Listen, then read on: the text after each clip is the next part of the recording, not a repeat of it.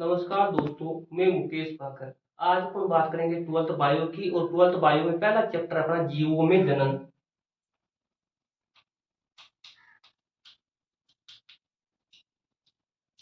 तो सबसे पहला अपना जो पहला चैप्टर है जीवों में जनन। अब जीवों में जनन जो चैप्टर में जो नाम आया अपना एक जनन, वो जनन पढ़ने से पहले अपना एक टॉपिक आएगा जिसका नाम है जीवन अवधि। जीवन अवधि जिसको इंग्लिश में बोलते हैं लाइफ स्पैन।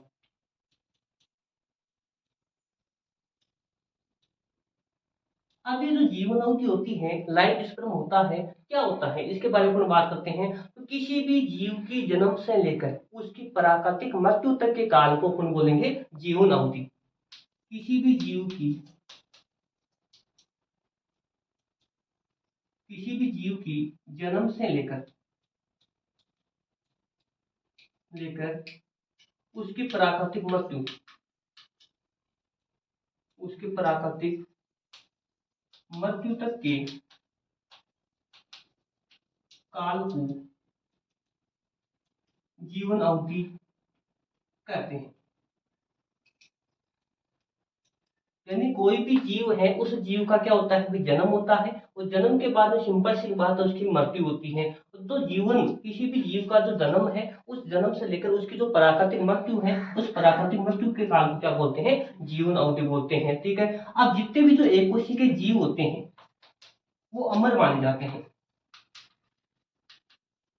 जितने भी जो एक कोशिकीय के जीव की बात करें, ठीक है। अब एक कोशिकीय जीव होता क्या है, जिनका शरीर केवल और केवल एक ही कोशिका से मिलकर बना होता है, उसको बोलते हैं एक कोशिकीय जीव। एक ही कोशिका से मिलकर बना होता है। अब एक कोशिकीय जीव इसको इंग्लिश में बोलते हैं यूनिसेलुलर के नाम से जानते हैं, यूनिसेलुलर। अब एक कोशिकीय जीव में आते हैं जैसे मान लो अमीबा है, पैरामीशियम है, ये एक कोशिकीय जीव है। ये एक कोशिकीय जीव जितने भी होते हैं वो सारे सारे अमर माने जाते हैं। एक कोशिकीय जीव होते हैं वो अमर माने जाते हैं। अब एक कोशिकीय जीव को अमर क्यों मानते हैं, क्योंकि इसमें जो एलिनिज्म की एक विधि होती है जिसका नाम होता है द्विविखंडन। इस द्विविखंडन विधि के द्वारा क्या होता है कि जो द्विविखंडन विधि होती है उसके द्वारा दो नए जीवों का निर्माण होता है।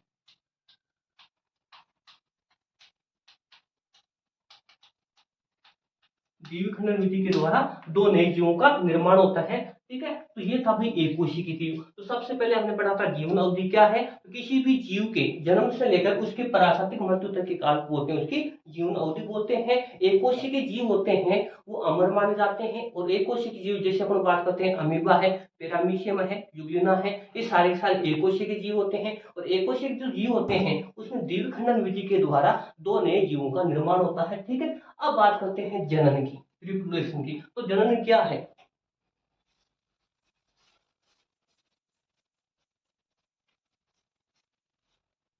तो जनन की सबसे पहले अपन बात करें कि जनन क्या है।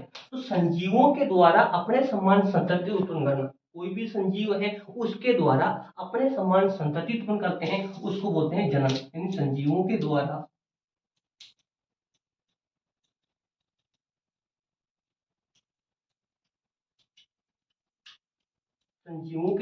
अपने समान संतति उत्पन्न करना,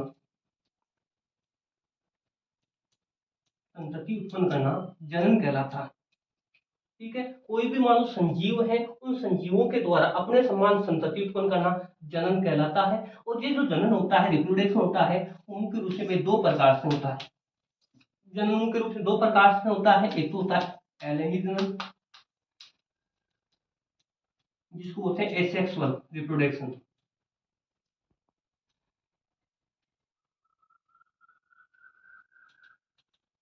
और दूसरा होता है भाई लैंगिक जनन।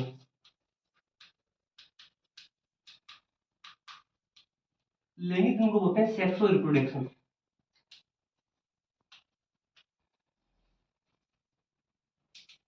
ठीक है। तो सबसे पहले अपन बात करेंगे अलैंगिक जनन की, कि अलैंगिक जनन क्या होता है, उसके बाद में पढ़ेंगे लैंगिक जनन क्या होता है। तो सबसे पहला हमारा जो टॉपिक है वो है अलैंगिक जनन। तो अलैंगिक जनन की अपन बात करते हैं कि ऐसा जनन जिसमें युग्मक निर्माण और युग्मक संलयन नहीं होता है उसको बोलते हैं अलैंगिक जनन।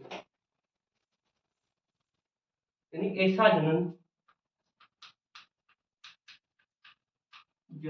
जिसमें युग्मक निर्माण, युग्मक निर्माण व युग्मक संलयन, युग्मक संलयन नहीं होता है, नहीं होता है, उसे बोलते हैं भाई अलैंगिक घन। जिसमें युग्मकों का निर्माण नहीं होगा, सिंपल सी बात है, तो युग्मक नहीं बनेंगे तो युग्मकों का संलयन नहीं होता है, इस प्रकार के जन्म को बोलते हैं अलैंगिक जन्म बोलते हैं। ठीक है, अब अलैंगिक में एक शब्द आता है अपने कलोन, कलोन की बात करते हैं तो कलोन क्या है, तो यहाँ से दो तीन बार क्वेश्चन भी पूछा गया था। एक बार क्वेश्चन पूछा गया भी कलोन क्या है, एक बार क्वेश्चन ये पूछा था कि कलोन के दो कारण बताओ, तो दोनों भी सॉल्यूशन कर लेते हैं उसका। तो सबसे पहले कलोन क्या है, तो हमने इसकी परिभाषा की बात करें कि अलैंगिक जनन की ऐसी विधि जो आकारिक रूप से और आनुवांशिक रूप से क्या हो, समान हो, यानी अलैंगिक जनन की ऐसी विधि,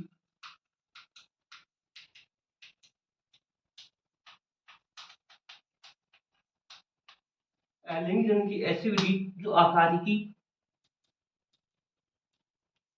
व आनुवांशिक दृष्टि से, वह आनुवांशिक दृष्टि से अपने जनकों के समान हो,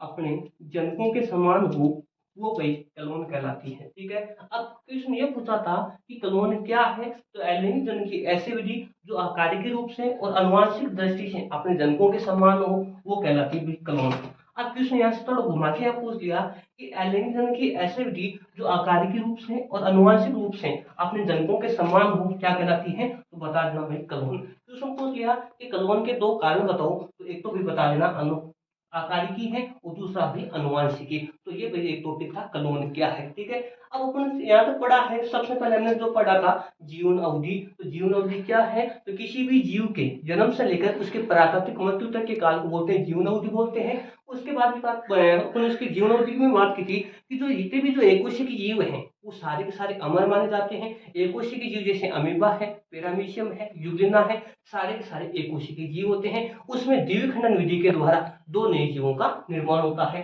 वो बात होती है। उसके बाद अपन बात करते हैं थोड़ी सी ऐसे अलग जाते हैं अपन टॉपिक से, तो टॉपिक में ये अपन बता सकते हैं कि जो अलग अलग जीव होते हैं उसकी जो जीवन अवधि होती है वो भी अलग अलग प्रकार के होते हैं। जैसे अपन बात करते हैं जो कुत्ता है उसकी जो जीवन अवधि होती है वो लगभग 12 से 15 वर्ष होती है। लिख देता हूँ मैं यहाँ पे,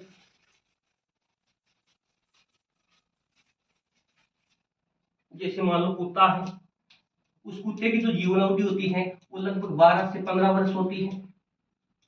जैसे गाय है, उस गाय की जीवन अवधि होती है 20 से 25 वर्ष होती है। जैसे मगरमच्छ है, उसकी जो जीवन अवधि होती है वो 60 वर्ष होती है। जैसे तोता है, उस तोते की जो जीवन अवधि होती है वो 140 वर्ष होती है। जैसे धान की बात करें तो उसका जो जीवन काल होता है वो 3 से 4 महीने का होता है। इस प्रकार से अलग अलग जीवों की जो जीवन अवधि होती है वो अलग अलग प्रकार की होती है। जैसे बरगद है, उसकी जीवन अवधि 200 से 300 वर्ष होती है। कछुआ है, उसकी जो जीवन अवधि होती है वो 100 से 150 वर्ष होती है। इस प्रकार से अलग अलग जो जीव हैं उनको जो जीवन अवधि होती है भाई वो अलग अलग प्रकार से होती है। तो ये भी अपने को दिमाग में थोड़ा सा ध्यान रखना है। ठीक है, उसके बाद हमने पढ़ा था अलैंगिक जनन। जनन मुख्य रूप से दो प्रकार का होता है, एक तो अलैंगिक जनन होता है और दूसरा होता है लैंगिक जनन। सबसे पहले हमने बात की थी अलैंगिक जनन की, तो अलैंगिक जनन की सबसे पहले डेफिनेशन की बात की थी। क्या होता है कि ऐसा जनन जिसमें युग्मकों का निर्माण और युग्मकों का संलयन नहीं होता है उसको बोलते हैं भाई अलैंगिक जनन बोलते हैं। ठीक है, उसके बाद में कहा था कि एक शब्द लिखा था भाई कलोन। कलोन क्या है, तो सिंपल सी बात है कि अलैंगिक जनन की ऐसी विधि जो आकारिकी रूप से और आनुवांशिक रूप से अपने जनकों के समान हो उसको बोलते हैं भाई कलोन बोलते हैं। ठीक है, अब बात करेंगे भाई अलैंगिक जनन की विधियां। तो अलैंगिक जनन की विधियों की बात करते हैं तो विधियां भाई बहुत प्रकार की होती है। सबसे पहले अपन बात करते हैं इसकी अलैंगिक जनन की विधि।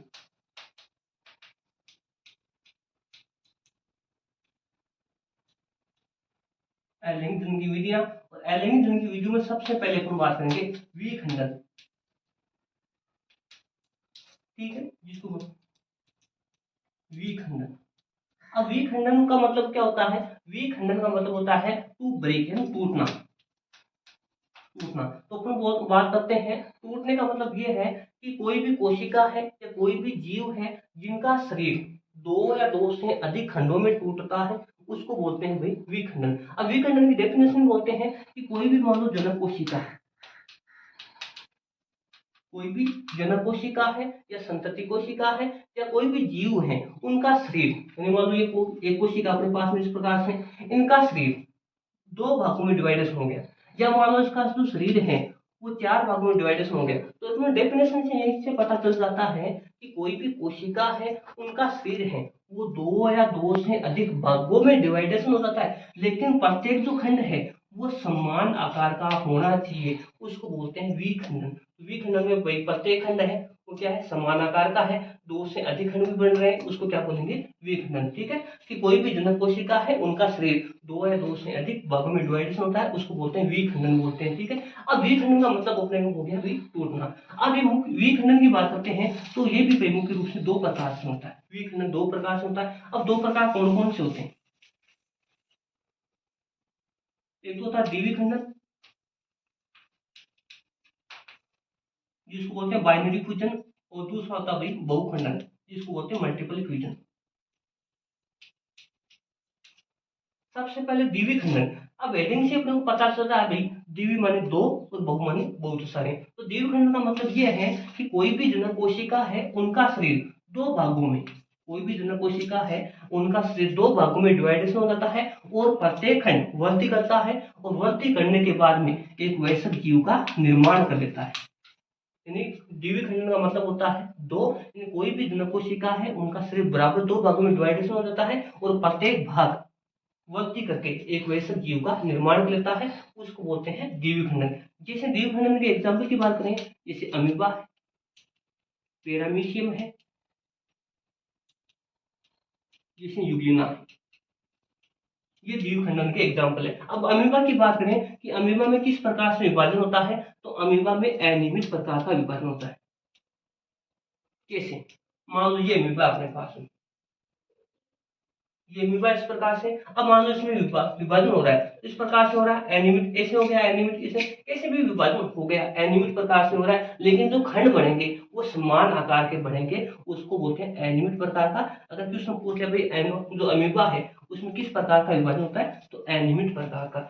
यदि पैरामीशियम की बात करें तो पैरामीशियम में जो विभाजन होता है वो अनुप्रस्थ प्रकार का। यदि किसी पूछ लिया कि पैरामीशियम में किस प्रकार का विभाजन होता है, तो वो वही होता है अनुप्रस्थ प्रकार का। यदि क्वेश्चन पूछ दिया कि जो यूग्लिना है उसमें किस प्रकार का विभाजन होता है, तो उसमें वही होता है अनुदैर्ध्य प्रकार का विभाजन। अब अनुप्रस्थ विभाजन कैसा होता है, कोई भी जीव है ऐसा जो विभाजन हो रहा है उसको तो बोलेंगे अपन अनुप्रस्थ विभाजन, और इस प्रकार से विभाजन हो रहा है उसको बोलेंगे अपन अनुदैर्ध्य विभाजन। ठीक है, दूसरा हम बात करते हैं किसकी भाई, बहुखंडन की। बहु का मतलब क्या है, बहुत सारे। तो इसमें क्या है कि कोई भी जनक कोशिका है उनका शरीर दो से अधिक भागों में डिवाइडेशन हो जाता है, लेकिन जितने भी जो खंड बनेंगे वो समान आकार के बनेंगे, उसको बोलते हैं बहुखंडन। अब जैसे बात करते हैं अमीबा और प्लाज्मोडियम। अमीबा है और प्लाज्मोडियम। अब प्लाज्मोडियम से अपन दो तीन क्वेश्चन बनते हैं कि जो मलेरिया है, जो मलेरिया रोग होता है वो किसके कारण होता है, तो भाई ध्यान रखना प्लाज्मोडियम के कारण। पहला क्वेश्चन पूछ दिया कि मलेरिया रोग किसके कारण होता है, वो प्लाज्मोडियम के कारण होता है। ये जो मलेरिया है वो हम चैप्टर संख्या 8 में पढ़ेंगे विस्तार से। दूसरा क्वेश्चन ये पूछ लिया कि इसकी जो मलेरिया के अपन बोलते हैं कि जो मलेरिया है उसकी जो संक्रमण की जो अवस्था होती है उसका नाम बताओ, तो उसका नाम है स्पोरोज्वाइन। ये पूछ लेते हैं भाई मतलब जो मलेरिया रोग होता है वो किसके कारण होता है, इसका वाहक। अब वाहक भी पूछ लें तो वाहक होता है उसका भाई मादा एनाफिलिस मच्छर। इसका जो वाहक होती है वो मादा एनाफिलिस मच्छर होती है। संक्रमण की जो अवस्था होती है वो स्पोरोजोइट होती है, और इसमें जो अपन बात की थी कि मलेरिया रोग होता है किसके कारण होता है, वो होता है प्लाज्मोडियम के कारण। अब अमीबा की बात करते हैं कि अमीबा में जैसे ही प्रतिकूल परिस्थितियां आती है, अमीबा होती है उसमें प्रतिकूल परिस्थितियां आती है, तो प्रतिकूल परिस्थितियां आने के कारण अपने जो पादाप है, अपने जो पादाप ये जो इस प्रकार की जो संरचना दिख रही है उसको बोलेंगे फिर पादाप, उसको क्या बोलेंगे, पादाप बोलेंगे। अब ये जो पादाप है उनको क्या कर लेती है, संकुचित कर लेती है। संकुचित का मतलब होती है पास पास ले आती है इस प्रकार से, पास पास ले आती है और इसके चारों ओर एक त्रिस्तरीय आवरण का निर्माण होता है। इस प्रकार से एक त्रिस्तरीय आवरण का निर्माण हो जाता है। ये जो त्रिस्तरीय आवरण होता है वो कठोर आवरण होता है, जिसको बोलते हैं शिस्ट या पुट्टी के नाम से जान लें, शिस्ट या पुट्टी। तो किसमें पूछते हैं पुट्टी क्या है, तो बता देना कि जो अमीबा है उस अमीबा में अनुकूल परिस्थितियां आएगी, प्रतिकूल परिस्थितियां आएगी, दोनों प्रकार की अवस्थाएं थी। तो अगर किसमें पूछा पुट्टी क्या है, तो बता देना कि अमीबा के चारों ओर एक त्रिस्तरीय आवरण का निर्माण हो जाता है। किस अवस्था में, संकुचित अवस्था में, उसको